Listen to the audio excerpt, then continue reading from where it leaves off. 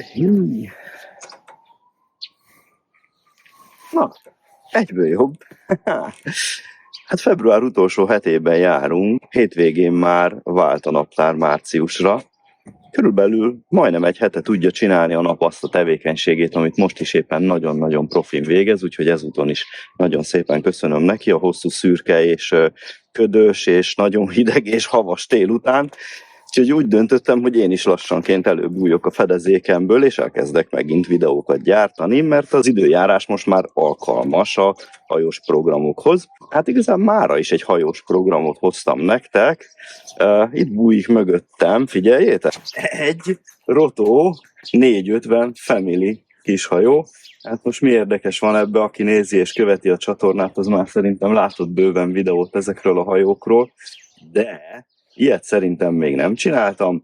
Egy tartós tesztet fogok ma nektek bemutatni, ugyanis ez a legöregebb Roto hajó, ami ide került hozzánk a céghez bemutató hajóként. Ez egy 2021-es gyártású hajó, 2021 óta, tehát az azt jelenti, hogy most 2026 van, kb. 5 éve folyamatosan használatban van, folyamatosan koptatja Győr és Győr környéki vizeket, és hát gyakorlatilag tavasztól őszig állandóan a vízen állt ez a hajó. Ez azért érdekes, mert meg tudjuk rajta nézni, hogy ez az 5 évnyi használat, ez az 5 szezon, ez mit okozott ebben a műanyag, állítólag, de nem csak állítólag, törhetetlen, gondozásmentes, elsüllyeszthetetlen, mindent kibíró, mindent tűrő műanyag, polietilén, ragasztás és illesztésmentes hajótesten. Annyit kell róla tudni, hogy vízen állt a hajó minden szezonban, ponyvája soha nem volt neki, van itt bent egy ilyen kék táska, ebben tárolom a ülőpárnákat, tehát amikor nincsen használatban a hajó, akkor az ülőpárnákat kiveszem belőle, ebbe a táskába beleteszem. Ha esik az eső, ha fúj a szél, ha süt a nap, ez így volt a vízen tárolva ez a hajó. Úgyhogy nézzük körbe, hogy mit okozott ez az UV-sugárzás, az eső, hát a hó az nem, mert télen a zárt helyen állt mindig a hajó, de eső, UV és mindenféle finomság, ami nyáron jöhet, árvíz, áradás, nekiúszófák, stb. Körbenézzük.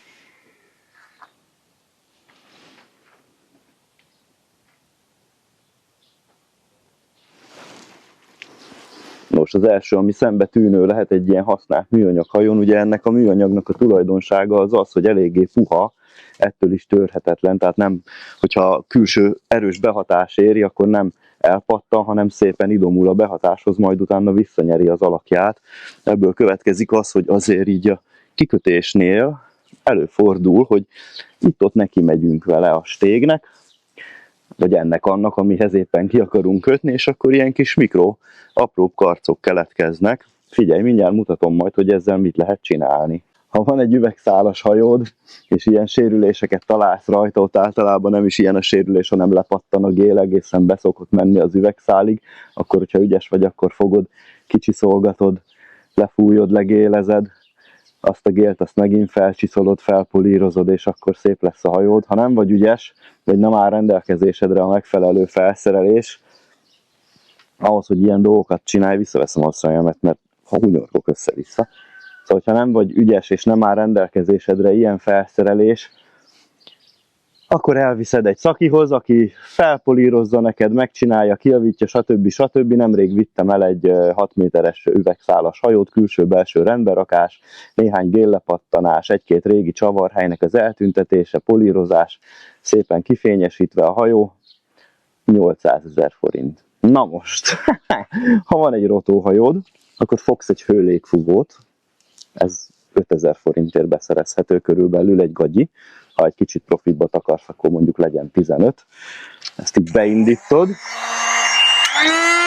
Jó hangos, úgyhogy most egy picit még lekapcsolom, amíg dumálok. Ezeket a helyeket itt, ahol sérült a hajón, megmelegíted, és az anyag, ahogy meglágyul, szépen ezek a karcolások, sérülések visszalágyulnak, és el fognak belőle tűnni, majdnem maradéktalanul. Ha nagyon igényes vagy, akkor utána a hőlégfúvózás után egy kicsit megcsiszolod, majd megint meghőlégfúvózod, és akkor tökéletesen ugyanolyan lesz, mint a gyári. Na figyeljétek!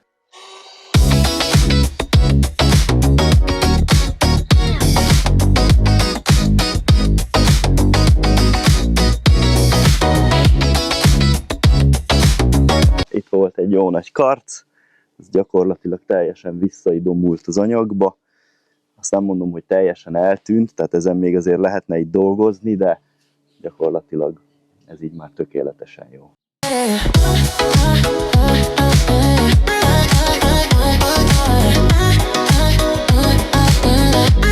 Hát ehhez a részhez itt pont rossz irányból süt a nap, de itt látszik, hogy ahogy így le volt húzatva spaniferrel, és a spanifer nem volt egészen tiszta, ilyen olajos, koszos spaniferrel, ha lehúzatsz egy fehér hajót, annak ez lesz az eredménye.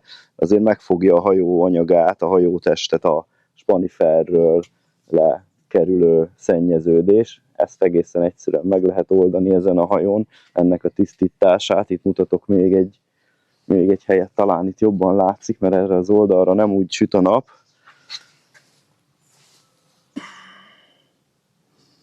Ez például gondolom egy dokkolási manőverből kerülhetett rá. Itt kicsit a hajónak a feneke kikötés közben neki mehetett a kikötőnek. Szóval ezeket a sérüléseket, nem is igazán sérüléseket, ezeket a nyomokat, ezeket is egészen egyszerűen el lehet róla tüntetni. Megfogsz egy nitrohigittós palackot és egy rongyot, és figyelj, mutatom.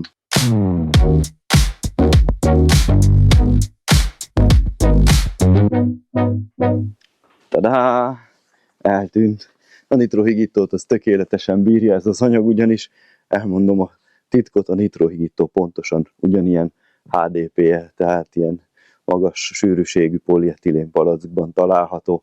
Úgyhogy hát ha a palackot nem eszi meg, akkor a hajót se fogja.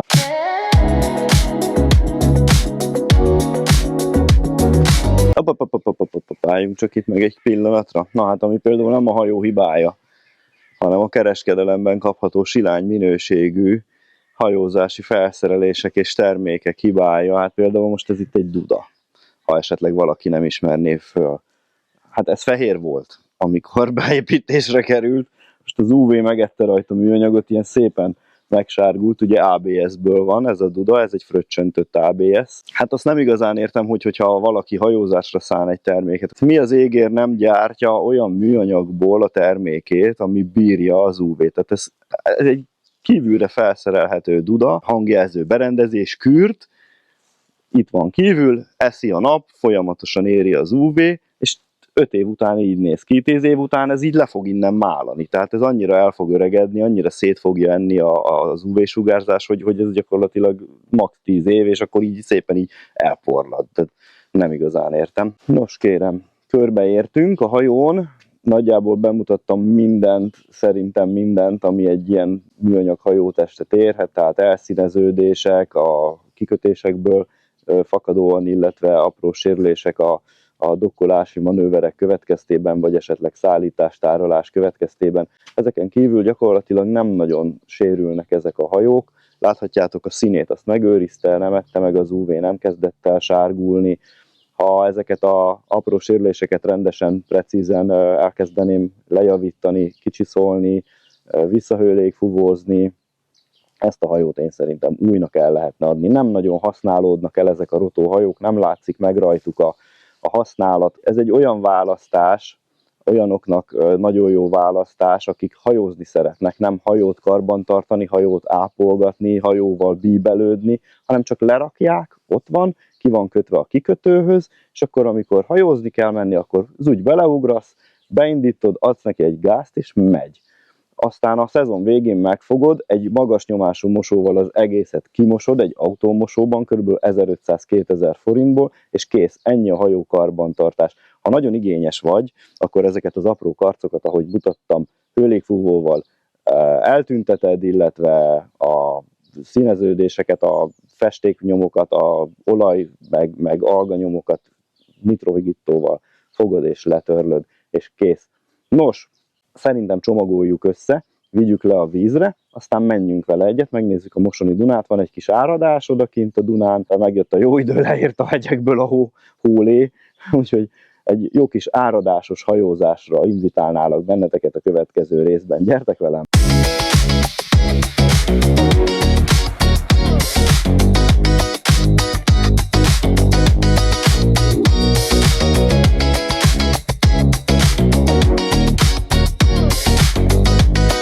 Hát itt is vagyunk Győrben az Aranyparton.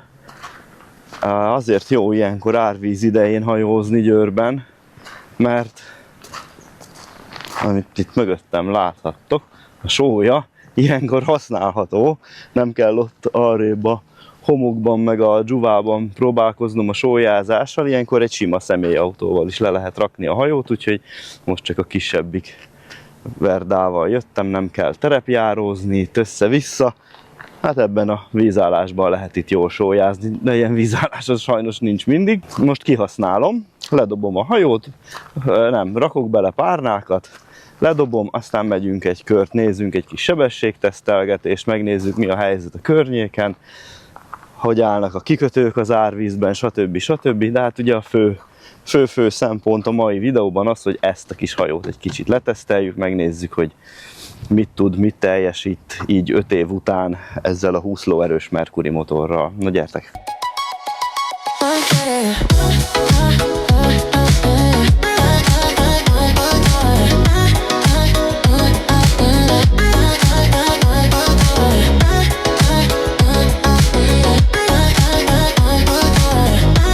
Na nézzük, hogy teljesít az amerikai-japán technika egy egész teles állás után, önindítóval. Meglepően jól.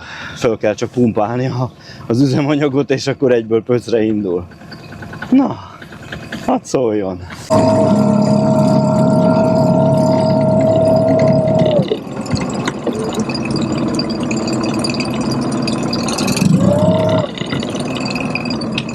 Safety first. Tudok úszni, de hideg vízben még nem próbáltam, és nem is akarom. Ilyenkor ősszel, télen, tavasszal, kora tavasszal én mindig föl szoktam menni a mentőmellényt. Hát nyáron lusta vagyok, meg melegem is van benne. Úgyhogy a nyarat azt most nézzük el nekem. De meleg vízbe tudok úszni, mert azt már próbáltam, abban teljesen biztos vagyok. Na, imádok ilyenkor kora tavasszal hajózni.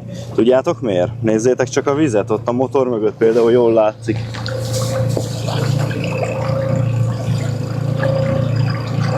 Még nem meleg a víz, nincsen felkeveredve, és annyira szép, gyönyörű, kristálytiszta, hogy le lehet látni egész a propellerig, meg még tovább is lehetne látni, csak ott oda most nem tettem semmit, amit lehetne nézni a víz alatt. Na, egy kis városnézés, egy kis kikötő ellenőrzés következik, és akkor utána egy sebességteszt.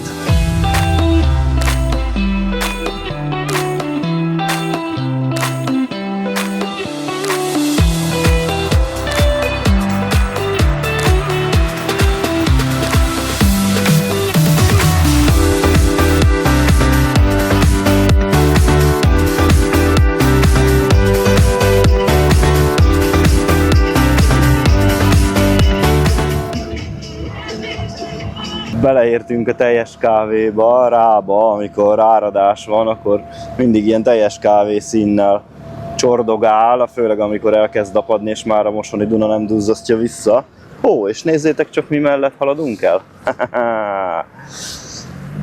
Egy Roto.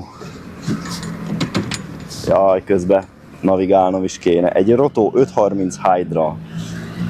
Hát igen, ő nem azt mondom, hogy hányattatott sorsú, de eléggé használt, mármint hogy eléggé használatban lévő hajó. Ő egész télen lent van a vizen, de van neki kis ruhája, téli ponyvája, azzal takargatjuk, azzal védjük, és amikor kell, akkor csak legomboljuk róla, és már mehet is. Azért van sajnos télen, azért mondom, hogy sajnos, mert azért télen nem szívesen hajózok, de amikor kell menni, akkor az egy kicsit olyan sajnos sztori szokott lenni, de ezt majd egy másik videóban kifejtem egyszer.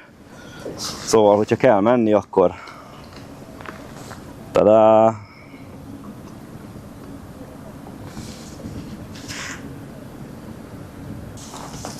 Ő mindig itt van, és rajtra készen vár. Ugye, ahogy emlegettük itt a videó elején a műanyagtestet és a műanyagtestnek a törhetetlenségét, problémamentességét, hát simán lemerem hagyni télen, még akkor is, amikor áradás van, mert ha esetleg nekiúszik egy farönk, vagy körülötte megfagy a víz, mert idén télen arra is volt példa, hogy körbefagyott a hajó, akkor sem lesz neki nagyon igazából semmi problémája. Bírja, tűri, egy igazi igásló. Úgy, mint ahogy most, amiben ülök. ez a kis 450-es, ugyanabból az anyagból készül, ugye 3 rétegű polietilén, kívül egy kemény héj szerkezet, héjréteg, mögötte egy hab, a kitöltőanyag, és mögöttem még egy kemény réteg, tehát ezért hívják szendvics szerkezetnek, mert ugye a két zsemlébe van egy kis töltelék. Na, elmegyünk egy olyan helyre a Rábán, ahol már nincsen sebességkorlátozás, és akkor ott csinálunk egy kis sebességtesztet.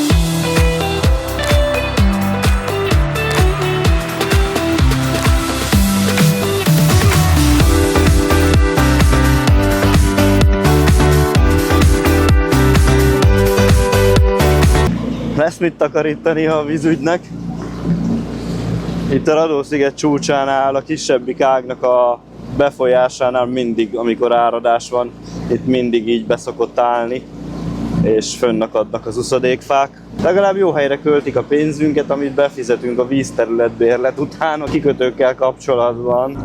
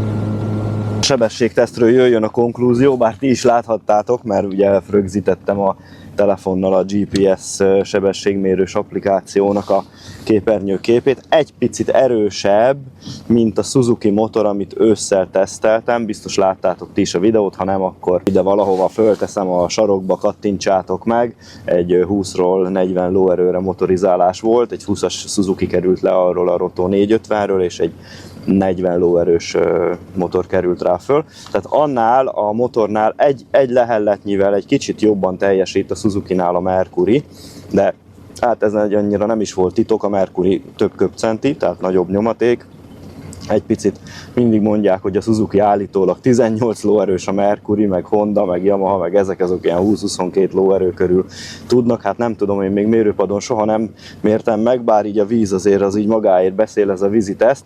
A Suzuki-val kb. 32-vel sikerült mennem völgymenetbe, ezzel a Mercury-val, ahogy láthattátok, 35 volt völgymenetbe, és hegymenetbe pedig 30. Fontos megjegyezni, hogy ugyanaz a 9-es propeller van ezen a motoron is, mint a Suzuki-n volt.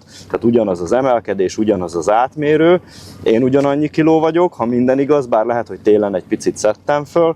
A hajó az ugyanaz a súly, úgyhogy igazából lehet mondani, hogy ez a teszt ez egy egészen jó kis teszt volt. Így ez a két hajó, ennek a két hajónak az összehasonlítása. Hátránya ennek a 9-es propellernek, ami nem hallatszott a videóban, mert a kamerámmal, a telefonnal rögzítettem a sebességet, hogy így egyedül kevés vagyok a hajónak, nincs benne elég súly, ezért lehet akkora gázt adni neki, hogy tiltásig forog a motor, és akkor elkezd leszabályozni, tehát a padlógáztól egy picit visszább kell venni. Ha sokat egyedül használod a hasonló méretű hajódat, akkor ne 9-es propellert használjál rajta, hanem 10-eset, 11-eset, és akkor egy kicsit nagyobb sebességet fogsz tudni elérni, viszont kigyorsításoknál gyengébb lesz. Én szeretem azt, hogyha van benne erő, van benne nyomaték, ezért akkor belemegyek egy kanyarba, és ott szükség van erőre, akkor oda teszek neki még egy kis gázt, és akkor tök jó kihúzza magát a kanyarból. Most betettem alapjáraton előre menetbe a hajót, és azért úgy jól látszik, ugye az előző sebesség teszthez még hozzátartozik, hogy azért van sodrása a rábának. Nézzétek csak, tehát üresben vagyok, üresben megtartja álló helyzetben a hajót, 0 km/h-val megyünk, és a sodrás, hát azért látszik a kis uszadékokon, hogy jönnek, mennek. Na, térjünk vissza a városba.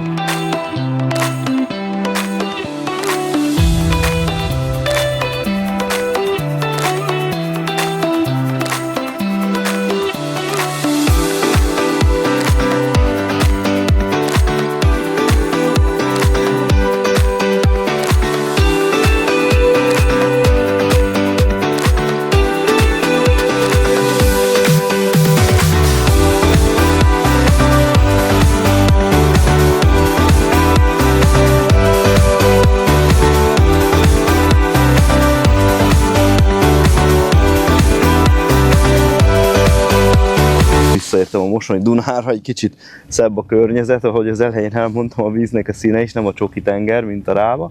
Szóval így a végére még egy gyors bemutatót szeretnék nektek így a hajó belsejéről, ugyanis ez a hajó eladó, a használtautó.hu-n fönt van, beteszem a linkjét a leírásban, ha esetleg ott az én helyemen, ahol eddig ücsörögtem, ott a kormány mögött el tudnád magadat képzelni, akkor keres nyugodtan, bizalommal, egy nagyon jó hajónak lehetsz a gazdája. Szóval egy gyors bemutató, hogy esetleg akit érdekel a hajó, aki meg szeretné vásárolni, az mit kap a pénzéért. Teljes ülőpárnaszett, most a hajóban uralkodó katasztrofális szemét, illetve dzsuva állapotról most így tekintsünk el, mert össze lett utoljára kitakarítva, ez télen állt a hangárba így lefedetlenül, úgyhogy egy takarítás az majd még mindenféleképpen átadás előtt illik neki, úgyhogy azt majd még meg kell, hogy csináljam. Szóval teljes ülőpárnaszett, vannak itt ilyen háttámlapárnák, ezeknek így tök jól neki lehet dőlni, lehet itt benne marha nagyokat fetrengeni, hesszelni nyáron a napon. Aztán jövünk egy kicsit hátrébb. Itt ugye van ezeknek a 450-es hajóknak egy jó nagy tárolójuk itt középen. Aztán van nekik kormányállásuk szélvédővel, kormánykerékkel. Ebbe a hajóba van egy Bluetooth-os rádió, illetve egy GPS-es sebességmérő, önindító, ahogy az elején is láthattátok, ahogy elindítottam, gázkar. A trim az nincsen bent, tehát ebben a motorban nincsen elektromos kifelle billentés, ez kézi billentésű. Aztán itt a hátsó ülésen van egy tök jó háttámla, ennek neki is lehet dőlni, illetve néha szoktam, amikor előttem sokan ülnek, olyat is csinálni, hogy így fölülök ide rá, nem tudom, hogy látszik-e, és akkor így tök jól átlátok a többiek fölött, akik ott elől hesszelgetnek, én nekem meg itt a vezetőállásban a Dunán nem rossz, hogyha látom, hogy mi van előttünk, nehogy véletlen valami uszadékot elüssek. Aztán az ülés alatt itt hátul, jaj. Az ülés alatt itt hátul van egy üzemanyagtank, ez egy 25 literes tank, illetve egy vízleválasztó üzemanyagszűrő. Van neki egy fehér körbevilágító horgonylámpája. Tadá! Működik is, illetve egy hangjelző berendezése, a dudája, amit ott láthattok, de az elején már mutattam, az a szép napszívta, napsárga, hogy mondjam, a nap által kiszívott sárga műanyag, illetve egy bimini tető, szépen ugye ki lehet nyitni, tök jó árnyékot biztosít. Ezt a két pöcköt innét kihúzom belőle, akkor fontos ilyenkor lehajtani a lámpát, akkor olyat tud csinálni ez a bimini tető, hogy kamerával a kezemben ez izgalmas lesz, hogy rotty pecázáshoz, vagy hajószállításhoz le tudod dönteni, és akkor körbe tudod dobálni a hajót pecabottal, tudsz belőle pergetni bármelyik irányba, illetve szállításnál nagy sebességnél nem cincálja a szél. Nagyjából ennyi. Ha érdekel, link a leírásban, használtautó.hu-n fönt van. Gyertek, nézzétek, megpróbáljátok ki. Motor frissen szervizelve, ősszel lett, 20-25 ősszel a szezon végén lett leszervizelve, úgyhogy gyakorlatilag az idei szezonban ez a hajó ez egy teljesen költségmentes, csak használni kell. Kint van a vízből a csónak, lassan zárom ezt a videót, de még előtte egy pár szóban a Roto 450 szériáról, illetve a Roto Hydra 450 szériáról, ugyanis itt idén történik egy kis váltás. A Roto behozta idén egy új modelljét, a Roto 460 Hydrát. A modell egészen hasonlít ehhez a hajóhoz, legalábbis így eddig a vonalig. Gyakorlatilag megegyezik, e fölött a vonal fölött viszont teljesen más. A Roto újra gondolta az egész 450 koncepciót, csinált belőle egy 460-as típus jelzéssel ellátott hajót. Tökéletesen megváltozott benne szinte minden, az egész felső része teljesen új, például kapott ide előre egy horgonytároló rekeszt, az üléseket itt elől teljesen átvarjálták, ezek alatt az első ülések alatt lettek tárolórekeszek, ezt a középső tárolót, illetve ülést ezt teljesen kivették belőle, a kormányállás előrébb került, egészen ide ennek a tárolónak a helyére, és egy dupla kormányállást kapott, ami mögött két ember tud helyet foglalni, egy hajóvezető, kapitány és egy navigátor, nevezzük így, a nem anyós ülés, nem, az a hajóban navigátorülés.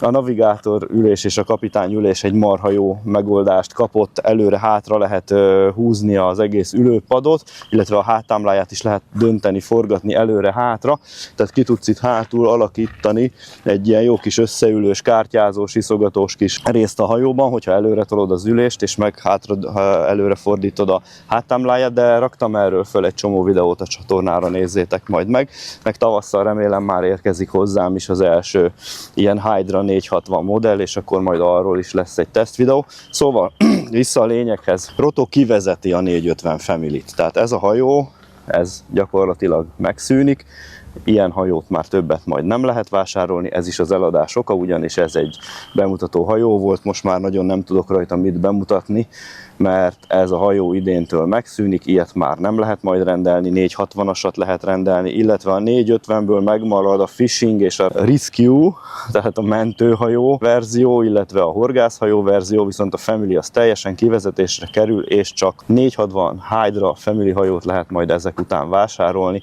Raktáron még, aki ebbe esetleg beleszeretett, és még szeretne, annak még mondom, hogy ne csüggedjen, raktáron még van pár darab, azokat még idén tavasszal, nyár elején rá lehet csapni, de utána már tényleg nem lesz belőle, illetve van ebből még egy bemutató hajó, majd az is egyszer eladó lesz. Még nem, mert az még elég új, azt még egy picit használgatjuk, viszont ennek sajnos lejárt az ideje nálunk. Nagyon szerettem ezt a hajót, ez a Mercury motor, ez nagyon jó rajta, tök jól megy vele, láttátok, egy kicsit erősebb is, mint egy Suzuki motor, viszont hát a Mercurynak a hátránya a Suzukival szemben az, hogy amennyiért te Suzuki motort vásárolsz, 20 lóerőset, annyiért a Mercury kereskedésben még be se engednek, tehát az egy kicsit jobban zsebben nyúlós a Mercury motor. Na, hát kérem tisztelettel, remélem tetszett a mai videó. Ha még nem tetted meg, iratkozzál fel a csatornámra, hogyha szereted ezeket a hajós tartalmakat, illetve szeretnél hasonló jó tartalmakat látni. Egy lájkkal köszönjétek meg, kérlek benneteket, hogyha tetszett. És akkor találkozunk majd egy következő videóban valamikor, valahol máshol. Szevasztok!